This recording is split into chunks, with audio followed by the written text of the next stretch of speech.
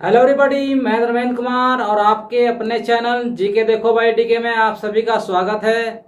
आज हम तत्सम तद्भव के बारे में कुछ और बातें करेंगे, कुछ और पहचान करने के नियम तरीके सीखेंगे कि कैसे हम पहचान करेंगे कि ये तत्सम शब्द है और ये तद्भव शब्द है। तो कुछ ऐसे ही जैसे हमने पिछली 2 वीडियो में आपको सिखाए हैं कुछ नियम कि तत्सम शब्द में जो है अमुक वर्ण मिलेगा और तद्भव शब्द में जो है वो अमुक वर्ण मिलेगा।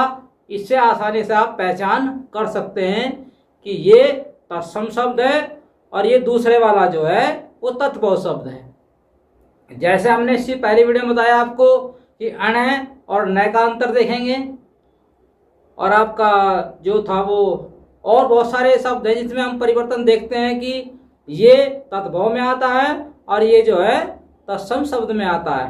तो आज हम ऐसे 3 तरीके और लेकर आए हैं। 3 तरीकों से हम और याद करना सीखेंगे, तत्सम और तद्भव शब्द में पहचान करना सीखेंगे। आसानी से पहचान जाएंगे कि ये शब्द जो है तद्भव में आता है और ये शब्द जो है तत्सम में आता है। ठीक है, तो और बहुत सारे नियम ऐसे हैं जिन्हें हम अगली वीडियो में आपसे चर्चा करेंगे और आपसे वो ज्ञान साझा करेंगे। आमतौर पर होता क्या है कि हिंदी को हम एक साधारण भाषा के रूप में लेते हैं, जबकि हिंदी जो है वो एक वैज्ञानिक भाषा है। उसमें हर चीज़ जो है क्रमबद्ध तरीके से होती चली जाती है, इसलिए हम हिंदी को जो है वैज्ञानिक भाषा का दर्जा देते हैं। ठीक है, इसमें कोई बात ऐसे ही नहीं होती है। इसमें सब एक तरीके से है कि इसमें उसी नियम का पालन होता है जो नियम इसके लिए बनाए गए हैं। और भाषा में ऐसा नहीं पाया जाता है। संस्कृत भाषा है, क्योंकि संस्कृत भाषा से ही हम जो हैं तत्सम शब्द लेकर आए हैं और उसका जो बिगड़ता अपभ्रंश होता चला गया रूप जो है वो हमारा तद्भव में आ गया है। और तद्भव शब्द जो है आमतौर पर ग्रामीण परिवेश में खूब बोले जाते हैं, देहात एरिया में खूब बोले जाते हैं और लोग उनको ही आराम से समझ लेते हैं। अगर वहाँ हम शुद्ध हिंदी का प्रयोग करें जो बिल्कुल विशुद्ध हिंदी है, तो वो ग्रामीण परिवेश की जो लोग हैं वो उसको समझ नहीं पाते। वो सोचते हैं कि अमुक बंदा जो है, अमुक व्यक्ति जो है अंग्रेजी बोल रहा है। ठीक है, तो इसलिए तद्भव शब्दों का भी अपना एक महत्व है। जो गांव में पहले से बोलते चले आ रहे हैं उन शब्दों का वो अर्थ आसानी से समझ लेते हैं। अगर हम वहाँ बिल्कुल विशुद्ध हिंदी बोले, विशुद्ध संस्कृत के शब्द बोले, तो वो लोग समझ नहीं पाते कि ये व्यक्ति क्या कह रहा है। जैसे हम स्कूलों में देखते हैं जो टीचर विशुद्ध हिंदी का प्रयोग करते हैं बच्चों को पढ़ाते वक्त, तो बच्चे उनकी बातों को समझ नहीं पाते। और टीचिंग वही होती है, शिक्षण वही होता है जो बच्चों की आम बोलचाल की भाषा में उनको सिखाया जाए। वरना बच्चा हमारी भाषा को समझ नहीं पाता और वो अपने ज्ञान को बढ़ा नहीं पाता। तो मेरा मानना है कि जितने भी टीचर्स हैं, भले वो अंग्रेजी के हों, हिंदी के हों, सामाजिक के हों, विज्ञान के हों, वे बच्चों की भाषा जो वहाँ के क्षेत्रीय भाषा है उसी में बच्चों को पढ़ाएं, ताकि आपके बच्चे आसानी से आपकी बात को समझ लें और आपका पढ़ाने का जो औचित्य है वो पूर्ण हो जाए। वरना अगर हम अपनी भाषा को बोलते रहें या किताबी भाषा को बोलते रहें हम, तो बच्चा उस भाषा को समझ नहीं पाता। बच्चे को उसी की भाषा में हमें सिखाना पड़ता है, तब जाकर बच्चा हमारी बात को समझ लेता है। मैं जिस स्कूल में हूँ, जहाँ मैं बच्चे को पढ़ाता हूँ, वो एक ग्रामीण परिवेश के बच्चे हैं। मैं उनकी भाषा में उनसे बात करता हूँ और कुछ जो उनकी भाषा का प्रभाव हो वो मेरे ऊपर भी आ गया है। हमारे स्कूल में 2 और मैडम और हैं, वो भी यही कहती हैं कि इन बच्चों के बीच रह रहकर हम इनकी भाषा का, इनकी मतलब बोली का जो है हम पे असर हो गया है और हम भी इनके जैसे हो गए हैं। तो बात सही है, जब जिस परिवेश में हम रहते हैं उसी परिवेश का हमारी भाषा पर प्रभाव पड़ जाता है। जैसे हमारे यहाँ पहले मुगल आए तो मुगल लेकर आए उर्दू, तो उर्दू भाषा को हमने सीखा, समझा, तो हमने उर्दू भाषा के कुछ शब्दों को ले लिया और उनका हम बोलचाल में प्रयोग कर रहे हैं। फिर हमारे यहाँ अंग्रेज आ गए तो हमने अंग्रेजी जो भाषा थी, आंग्ल भाषा अंग्रेजी, उसके शब्द को स्वीकार किया और हमारी हिंदी भाषा ने भी उर्दू के शब्द, फारसी के शब्द भी स्वीकार करे, वे भी बोले जा रहे हैं। ऐसे अंग्रेजी के शब्द जो हैं वो भी हमारी हिंदी भाषा में खूब बोले जा रहे हैं, क्योंकि जब अंग्रेज यहाँ रहे तो उनके शब्दों का, उनकी भाषा का प्रभाव हमारे लोगों पर पड़ा, लोगों ने उन्हीं शब्दों को बोलना शुरू कर दिया। तो हमारी हिंदी एक उदार भाषा है, इसने सभी भाषाओं के शब्द अपने अंदर लिए हुए हैं और इसलिए हम इसको एक उदार भाषा के रूप में जानते हैं। तो चलिए आज हम सीखते हैं तत्सम तद्भव के और कुछ तरीके याद करने के। आसानी से इनको हम याद करेंगे। कैसे करेंगे देखिए। सबसे पहले बात करते हैं हम री की मात्रा वाले सभी शब्द 100% 100% तत्सम शब्द होते हैं। ये बात आप नोट कर लें। जो मैं रीरी वाले की मात्रा की बात कर रहा हूं, रीरी की मात्रा वाले सभी शब्द जो हैं, जो संस्कृत से ज्यों का त्यों आ गए, उनको हम तत्सम शब्द कहते हैं। यानी कि आप यहाँ एक दिमाग में बात डाल लें, री की मात्रा वाले जितने भी शब्द होंगे वो सारे के सारे तत्सम शब्द होंगे। ठीक है, भले वो किसी का नाम ही क्यों ना हो। देखिए कृष्णा है, कृष्णा में जो है वो री की मात्रा है। कृष्णा जो शब्द है वो संस्कृत का है, यानी तत्सम शब्द है। और इसका जो अपभ्रंश रूप आ गया वो हो गया हमारा किशन, यानी हम कृष्ण भगवान जी को जो है किशन के नाम से भी जानते हैं। ऐसे हमारा आ गया एक कृषक। कृषक जो शब्द है वो पूर्ण रूप से जो है संस्कृत भाषा का है, क्योंकि रीरी की मात्रा आ रही है। ठीक है, तो कृषक शब्द जो हमारा हो तत्सम शब्द है। और तद्भव क्या बन जाएगा? किसान। ठीक, ये किसान बन गया। फिर आप देखिए घृणा। ये घृणा जो है वो हमारा शब्द हो गया तत्सम का। ठीक है, और घिन, घिन हमने ले लिया कि मुझे उससे घिन है, ये हमारा तद्भव हो गया। ऐसे में बता रहा हूं, जितने भी रीरी की मात्रा वाले हमारे शब्द होंगे वो सारे के सारे तत्सम होंगे। बिल्कुल ये पक्का निश्चित है। 100% मैंने इसलिए लिखा है।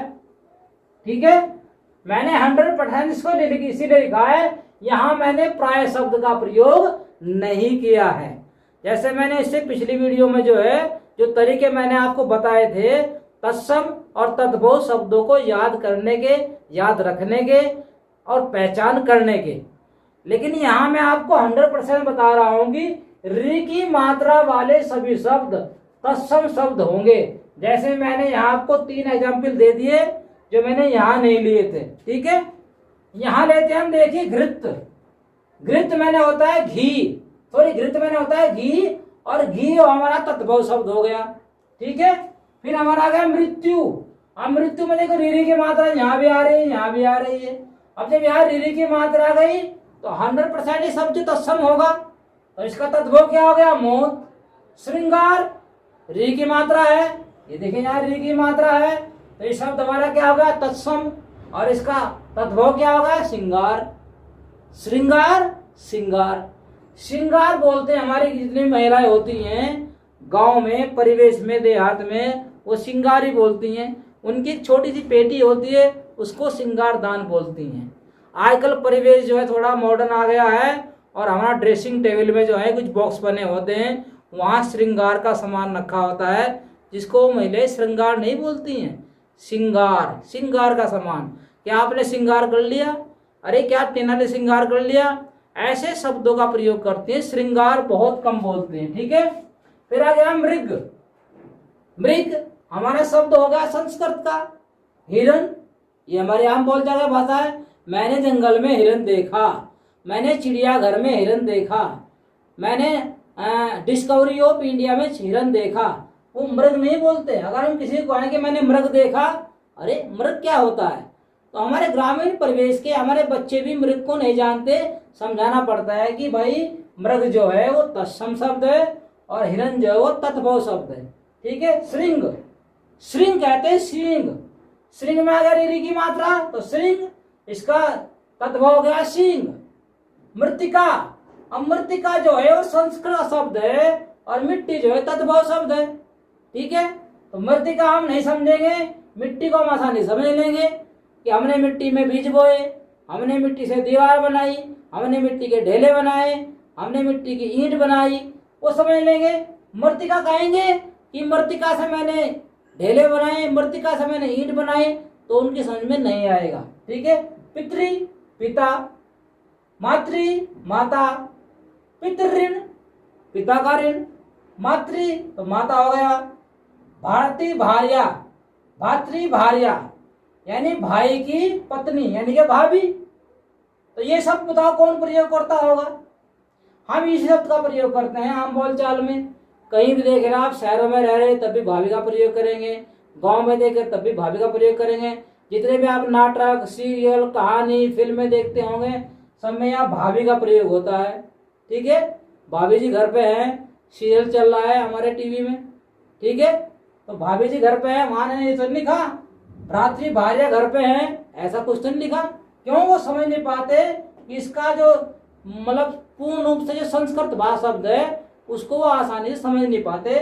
भाभी आराम समझ जाएंगे। भातृज भतीजा, अब किसी को भतीजा कहेंगे कि यह फलाने का भतीजा है, आसानी समझ में आ जाएगा। लेकिन भातृज बोलेंगे तो समझ में नहीं आएगा। सब में रीरी की मात्रा है। गृध गधा, गृध मैंने गधा। ठीक है। तो गृध गधा, गधा मारा समझ में आएंगे। ठीक है।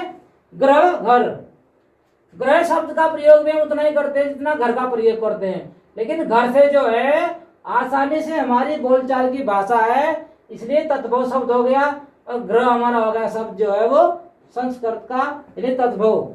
और ये जो हमारा ग्रह शब्द होता है इसमें भी बहुत कंफ्यूज होते हैं लोग। ये हमारा ग्रह शब्द है, जो ग्रह होते हैं हमारे 8 जो ग्रह होते हैं हमारे, बृहस्पति, शुक्र, शनि, मंगल, ये सब, तो ये वो ग्रह वाला है।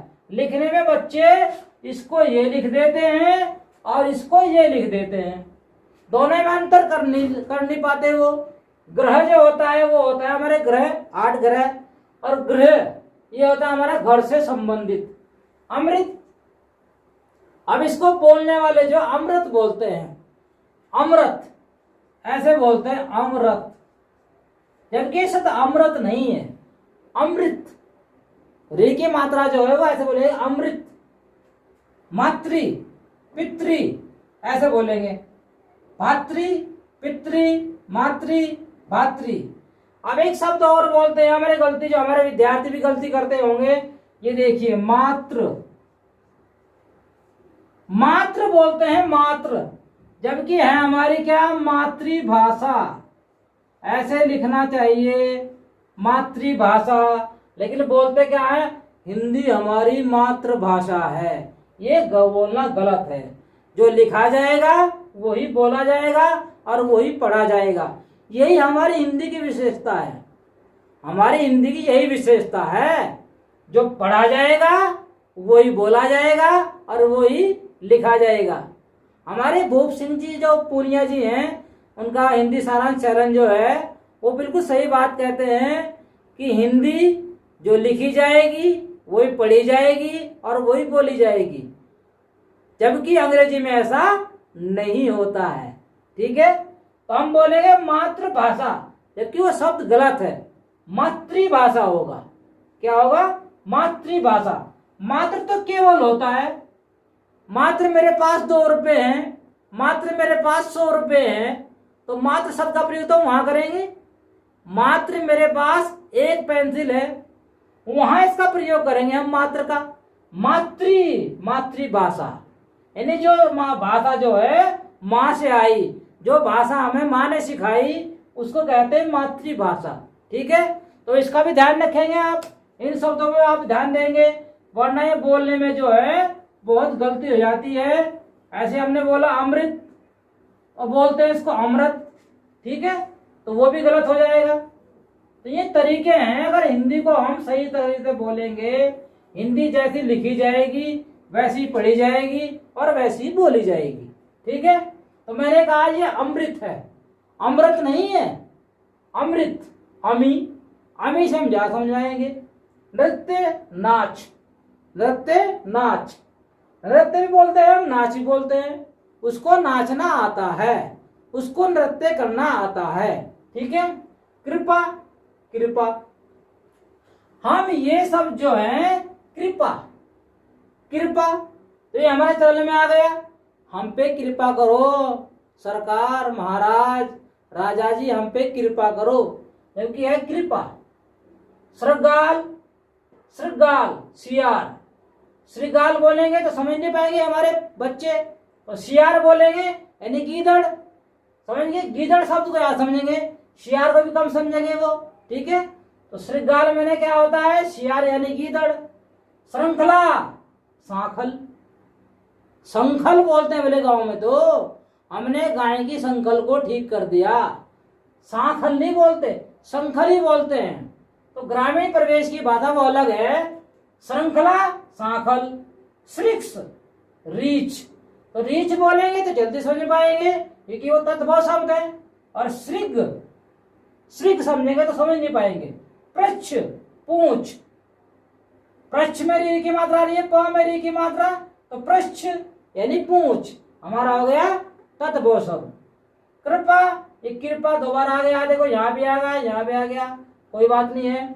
फिर आप देखिए दूसरा नियम, प्राय, मैंने यहाँ शब्द का इस्तेमाल कहा प्राय, क्योंकि 100% होता है रीरी वाला, ये हम प्राय शब्द का इस्तेमाल किया हमने इसमें।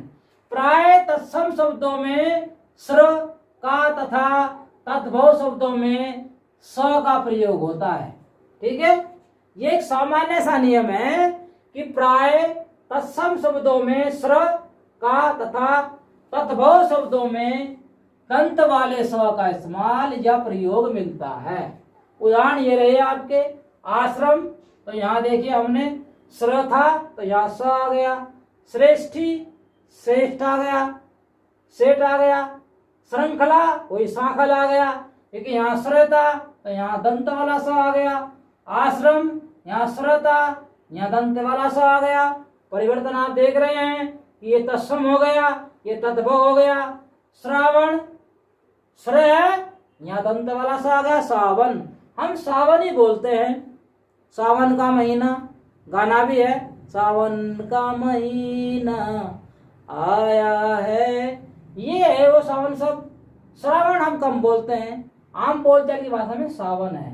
श्रृंगार वही यहाँ आ गया, देखो यहाँ श्र का प्रयोग है तो यहाँ स दंत वाला स का प्रयोग है। श्रृंग यहाँ स आ गया, श्र था तो यहाँ सिंह आ गया। श्रृंगाल, सियार दोबारा आ गया है क्योंकि इसमें भी था रीली वाला में, ठीक है, तो यहाँ सियार आ गया, गीदड़। तीसरा नियम देखिए, प्राय तत्सम शब्दों में य, प्राय की बात कर रहा हूं मैं, आमतौर पर सामान्य था। प्राय तत्सम शब्दों में या का तथा तत्भव शब्दों में जा का प्रयोग मिलता है। ये भी आपको याद रहने का नियम है कि प्राय जो है इनमें ये मिलता है कि आपको तत्सम शब्द में जो या का प्रयोग मिलेगा और तत्भव शब्द में जो आपको जा का प्रयोग मिलेगा, ठीक है। युवा, यहाँ या है यहाँ जवान आ गया, ठीक है, युवा जवान। युग, जुग, भाई जुग बदल गया, युग बदल गया ऐसा बोलते हैं ना, तो युग तो बहुत कम बोलते हैं, जुग ज्यादा बोलते हैं, ठीक है। जुग जुग जियो, जब बड़े बुजुर्ग किसी को आशीर्वाद देते हैं तो जुग जुग जियो बोलते हैं, वो युग युग जियो नहीं बोलते। क्यों? जुग मैंने होता है बहुत, मतलब युग, तो वो जुग बोलते हैं, युग नहीं बोलते। जुग जुग जियो, खूब नाम रोशन करो। यग, जग, यग बहुत कम बोलते होंगे।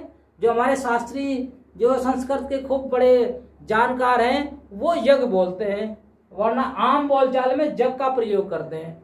आज गांव में जग हो रहा है, क्यों हो रहा है कि अब की बार बारिश नहीं हुई है, इसलिए भगवान जो खुश करने के लिए आज पूरे गांव में जग किया जा रहा है।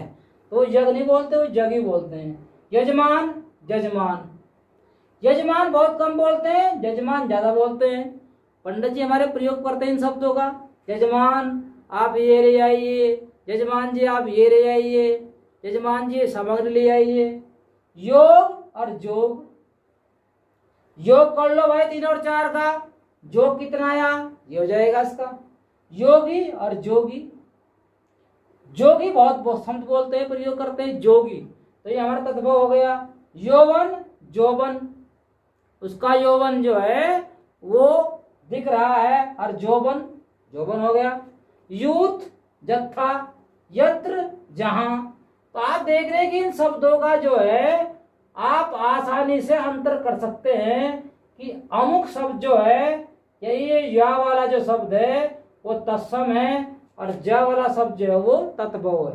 ऐसे ही यहाँ प्रयोग कर लोगे आप। जो श्रय वाला है वो हमारा संस्कृत का यानी तत्सम हो गया और जो हमारा सुतंत्र शय वाला है वो हमारा तत्भव शब्द है। ठीक है, तो आपको अगर वीडियो अच्छी लगी हो, आपको मेरे पढ़ाने से कुछ ज्ञान प्राप्त हुआ हो तो वीडियो को लाइक जरूर करें। अगर आप चैनल पर नए हैं तो चैनल को सब्सक्राइब कर लें और घंटी वाले बटन को अवश्य दबा दें ताकि मेरी वीडियो का अपडेट आपको आसानी से मिल सके और आप उसका लाभ उठा सकें और अपने दोस्तों को शेयर कर सकें। धन्यवाद, थैंक यू, जय हिंद।